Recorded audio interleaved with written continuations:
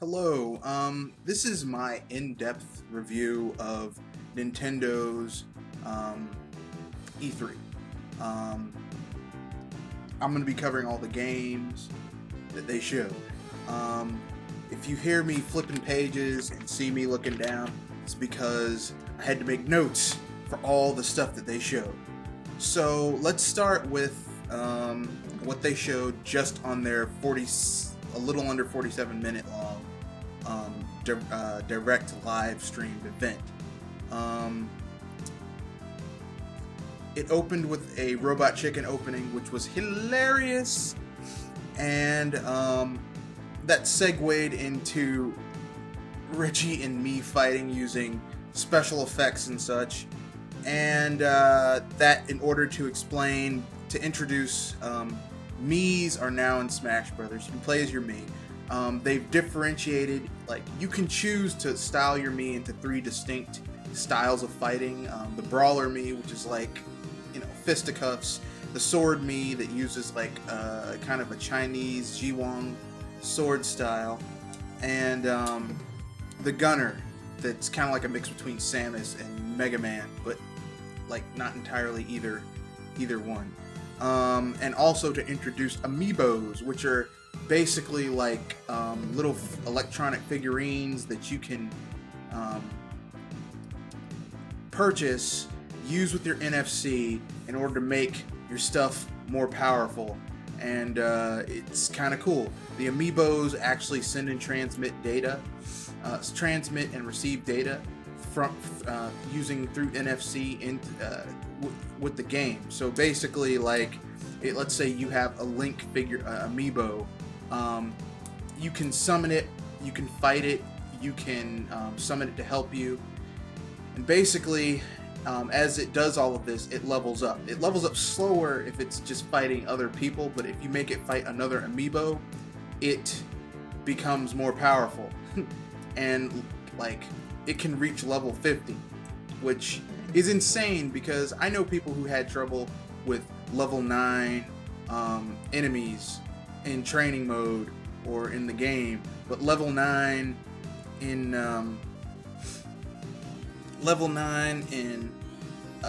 level 50 AI character.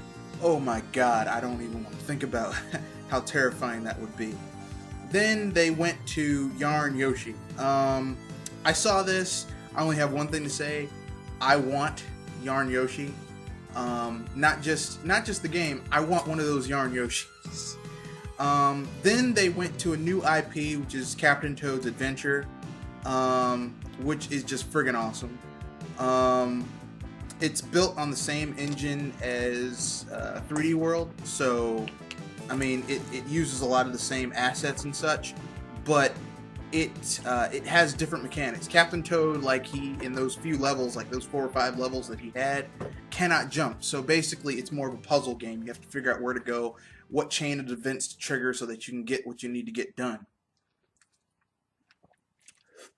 It's like Nintendo was sitting in my house while I was playing Super Mario 3D World. Because I said, Captain Toad, this could be a game by itself. You could make an entire game with just Captain Toad doing stuff. And lo and behold, they made an entire game with Captain Toad doing stuff. Then they showed the Legend of Zelda demo trailer. But it turns out it wasn't just a demo trailer. It was, instead of being created on a target render like so many other first and third party and second and third party games from so many other developers, this shit was made in the in-game engine, which I knew it because I saw when I was looking at it, I was like, that grass is moving.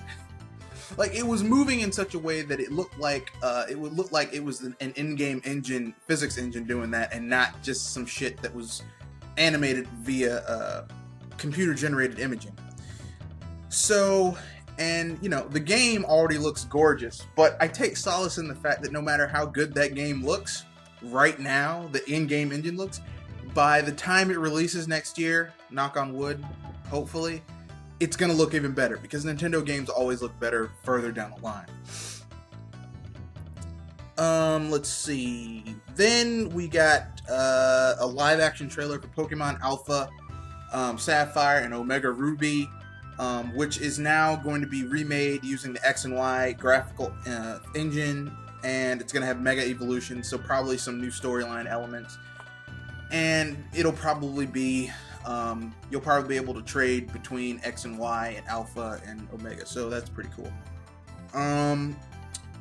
Bayonetta 2, they showed a nice little trailer for Bayonetta 2, and also included the Bayonetta 1 will also be included with Bayonetta 2, and 1 has been, like, they've swapped the controls so that, like, they're synonymous across both versions, and you have special outfits you can purchase in 1, the Link outfit, the Samus outfit, the Princess Peach outfit, and it changes how she does everything in the game. This is how you release a compilation. I wish other third-party developers would actually follow this mold. This is genius. Then they showed Hyrule Musou, or Hyrule Warriors. I'm calling it Hyrule Musou because I don't want to equate it with Dynasty Warriors, because this shit looks better than Dynasty Warriors. Basically, you'll be able to play as multiple characters. They've confirmed Impa, Link, obviously, Zelda, and Midna, but I'm thinking they might include Ganon, because why not? Come on, let us play as Ganon. Let's see, what else?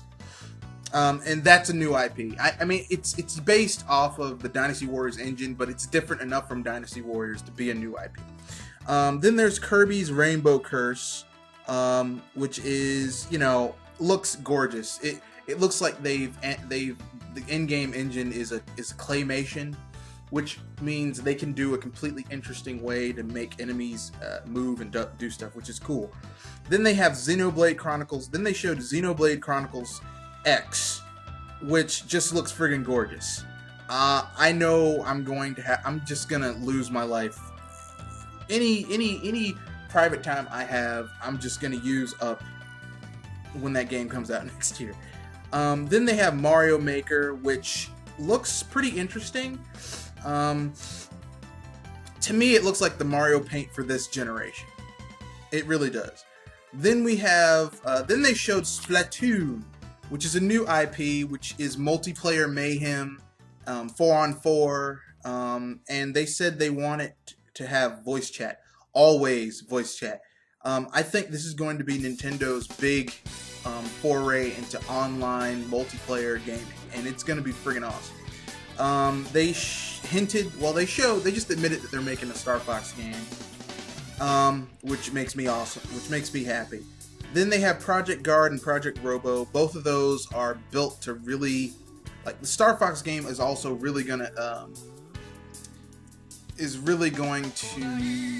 highlight the gamepad, as are Project Guard and Project Robo. Project Guard and Project Robo are also, or Project Giant Robo are new IP. So then we have Monster Hunter 4 from Capcom, Fossil Fighters Frontier, which hasn't, like, I think some of those games haven't made it to the US. Then they have a new IP from Intelligent Systems and someone else called Codename Steam, which is friggin' awesome. Mario Party 10, which has a new feature where one player can play as Bowser and just troll the other players.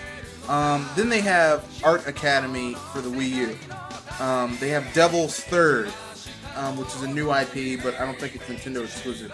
Then they have Fantasy Life, Nintendo exclusive, new IP from Level 5. Level 5.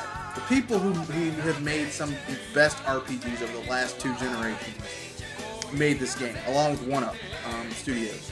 Then we have Mario vs. Donkey Kong for the Wii U, which is friggin' awesome. Then we have Pokemon Art Academy. Then we have Pushmo World, which is a new IP. I know there was Pushmo and Crashmo, but both of those, it's still a relatively new IP, so it's a new game. Then we have Sonic Boom, Wii U and 3DS. Nintendo exclusives, new IPs, because I know they're Sonic games, but it's a more westernized. It's done by a completely different studio, Red Button Studio, which is made up of a lot of the former Uncharted, Insomniac? Naughty Dog dev. So that is also a new IP. Harvest Moon 3D Lost Valley. I might get that later on down the line. Lego Batman 3, another installment in Lego Batman. I'm definitely going to get that. One Piece Unlimited World Red. I probably won't get that. Pac-Man Land 2. Pac-Man the Ghastly. The 3D Pac-Man game. They're making a sequel to that. And then there's Persona Q, which I'm definitely going to get. Phoenix Wright Trilogy, which I'm not going to get. Layton versus Professor Phoenix Wright. Professor Layton versus Phoenix Wright. I'm on the fence about that one. Skylanders, definitely not getting. The Rhythm Final Fantasy Curtain Call, not getting that. Transformers Rise of the Dark Spark on Wii U and 3DS. The Wii U version is kind of like those two awesome games for the PS3 and Xbox 360 that were made by Dark Moon, Half Moon Studios, I forgot their name. And the 3DS is like a turn-based strategy RPG. Then there's Watch Dogs for the Wii U, which I'm definitely not getting. Yu-Gi-Oh!, which is a downloadable only title for the 3DS. And the Virtual Console is getting a ton of games too. Basically, Nintendo brought the games. Nintendo brought the games. They brought the games, they kicked ass and took names. Simple as that. After the cut, I will get into why I think Nintendo just totally ran roughshod over Sony and Microsoft's press conferences and my general grades for the big three at this year's E3.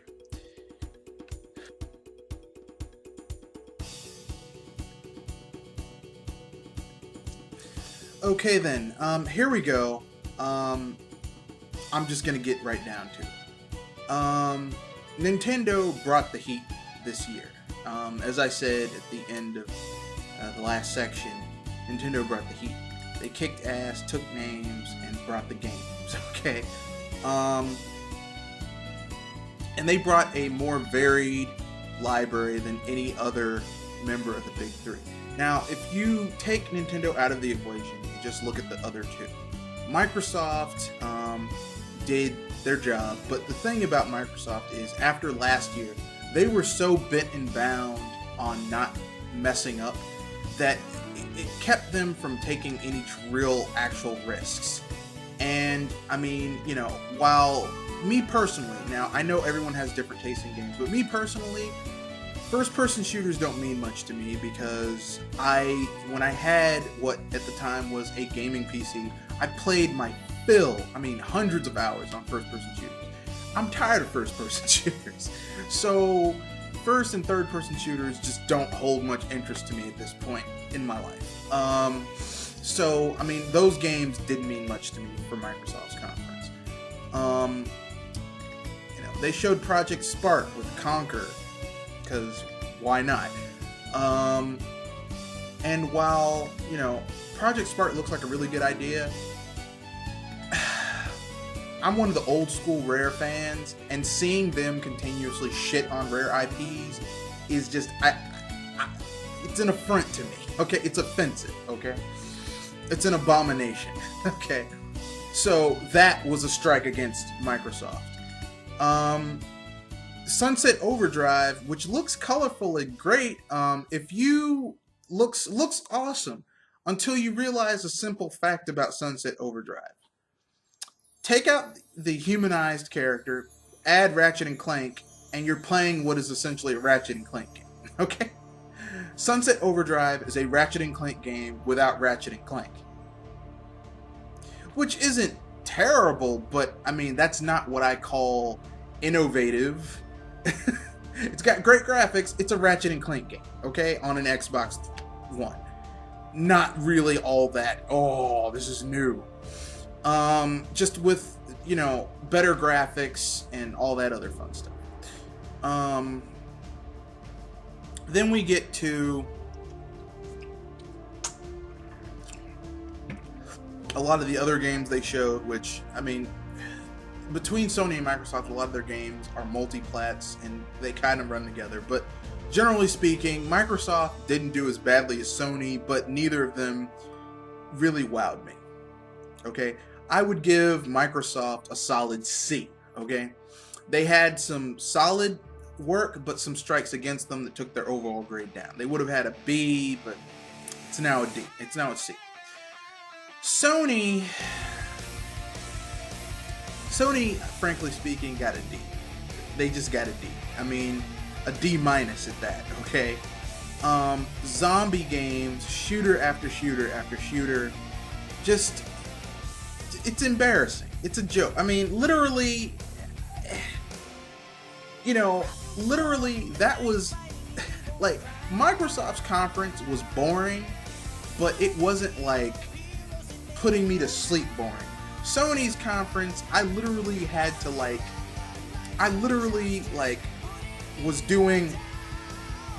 literally balancing my account book for my business, ordering supplies for the next month. I was doing 3 other things at the same time, and I still got everything they said, and it still bored the hell out of me. It just was boring, okay? And the games they showed were not all, I mean, okay, No Man's Sky looks great, but not enough. I mean, really? I mean, I think that's an indie game. Not that I have anything against indie games, but the thing is like, if one of the hallmarks of your show isn't something that's coming out of your own development house, but some shit that some other person made outside of your wheelhouse, I'm a bit worried about what you're spending your money on at your console manufacturing first party company. I don't seriously. So basically, I mean, I would say that initially Monday, I would say that Microsoft got a C, Sony got a D minus. But then Tuesday came along. I live on the East Coast, so it was at 12 something, 12:15, and Nintendo did their Direct. And they got knocked down a grade. I'm sorry, because they're in a class together. It's not just those two, it's 3. And, one student just vastly outperformed the other 2. Nintendo came in there and said, okay, we're going to show you. It was like Revenge of the Nerds, where the nerds won the tournament, won the competition, and got their stuff. So what I'm saying is that Nintendo got an A. And shit all over the competition. Microsoft gets downgraded to a D, a whole letter grade down, okay? And Sony gets an F. I'm sorry, they get an F. Okay? It's mind-boggling to me how, people are like, I can't believe Nintendo got rid of the live events. That's why they got rid of the live events.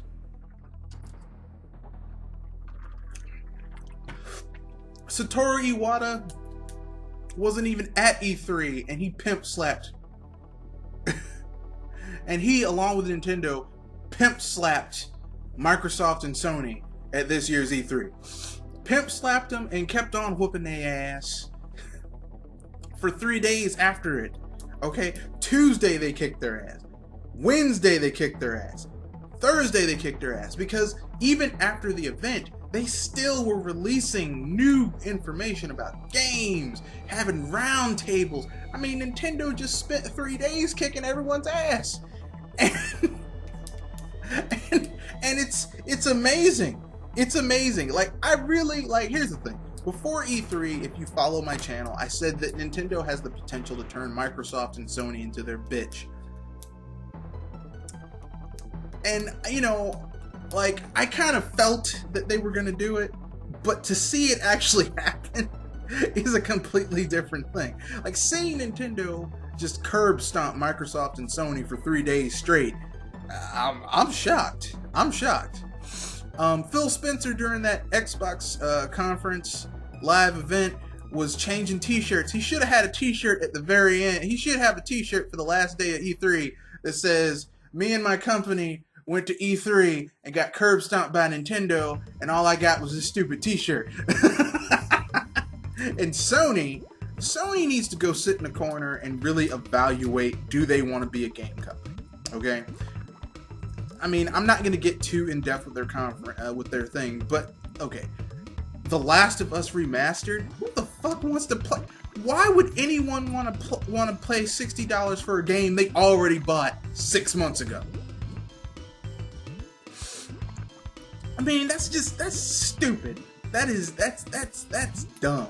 That is dumb, okay? Sad thing is that there's some people that'll do it. I mean, that's the worst part. People who keep on, I mean, Jesus. And it's worse for Sony because they built up so much bullshit hype that people bought into. And now that it's coming out on them that they're full of shit, I mean, it's worse.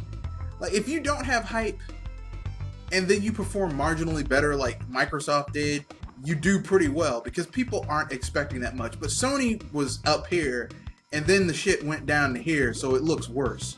And Nintendo was down here. People were like, oh, fuck Nintendo. And it was like, oh, you want to see something cool? And then went all the way up here, off the... Nintendo dominated E3.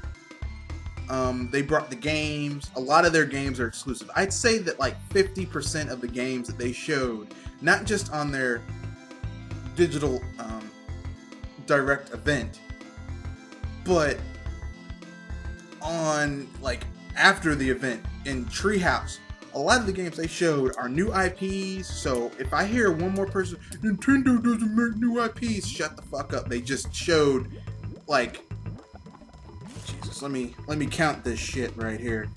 God. Let's see.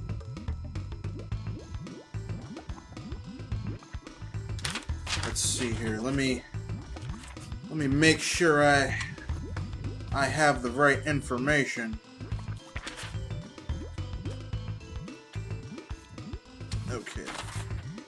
Okay. Let's see. 1, 2, 5,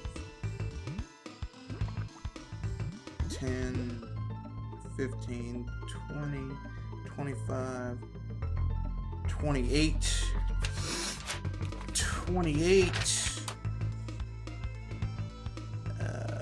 33,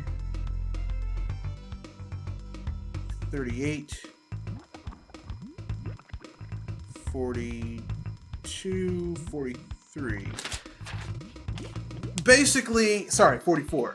Basically, Nintendo showed a little over 40 games. Half of those games were new IPs or installments in relatively new IPs. New installments in relatively new IPs. So if I hear one more person say Nintendo doesn't show new IPs, you're full of shit, okay? you're full of shit, and the truth isn't in you. Also, Nintendo is working on a new Star Fox. So this Star Fox better be the highest selling Star Fox in Nintendo history, because all of these motherfuckers running around, spamming Miiverse, going to websites, starting movements. Oh, I want Star Fox. They're making a Star Fox. You better buy this fucking... I better see videos from these motherfuckers. I bought Star Fox with a physical copy and a receipt. I bought Star Fox. Because if you don't have Star Fox, I'm going to call you what you are, which is a bunch of phonies and fakers. But anyway, the conclusion after the cut.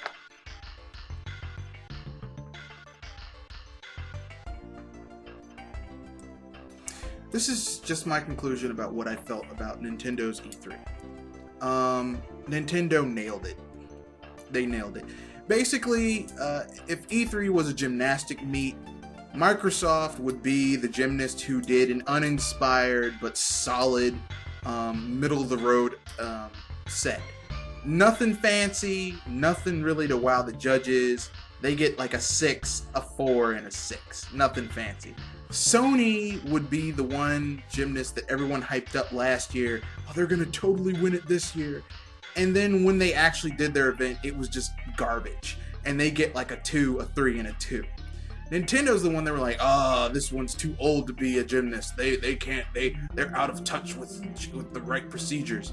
And then just did some shit that was like, oh my god, they triple axle, quad axle. I mean, Jesus, I can't believe all the stuff they did. And then stuck the landing, just nailed everything. Is there room for improvement? Yes, but overall, Nintendo just kicked everyone's ass this year. They put third parties to shame. They put other first party developers for other companies to shame.